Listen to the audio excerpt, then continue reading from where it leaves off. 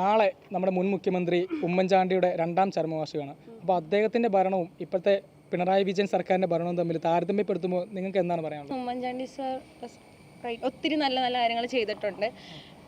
പിന്നെ ഇപ്പം ഏറ്റവും മെയിനായിട്ട് നിൽക്കുന്ന മറ്റേ മെഡിക്കൽ കോളേജ് ഇഷ്യൂ എന്നുള്ളൊരു സാധനം പറയട്ടെ. ചിലപ്പോൾ പറയുമ്പോൾ പലർക്കും അത് ഇഷ്ടപ്പെടണമെന്നില്ല, ഇവിടെ എന്നാലും പറയാം. നമ്മുടെ ഇവിടെ തന്നെ കുറേ ആയിട്ട് ടോക്ക് ചെയ്യുന്നുണ്ട് ഉമ്മൻചാണ്ടി സർക്കാരാണ് അതിന് കല്ലിട്ട് കൊടുത്തത് എന്നുള്ള.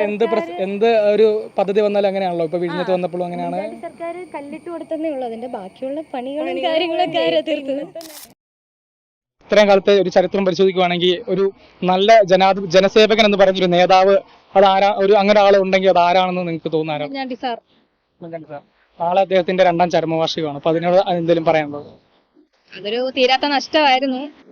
രണ്ടാമത്തെ ചരമവാർഷികമാണെന്ന് എനിക്ക് അറിയായിരുന്നു. ഉമ്മൻചാണ്ടി സാറിന് മാത്രമേ അങ്ങനെ തോന്നിയിട്ടുള്ളൂ. പിന്നെ വേറെ ആരെയും അങ്ങനെ ഒപ്പീനിയൻ സെയിം ആണ്.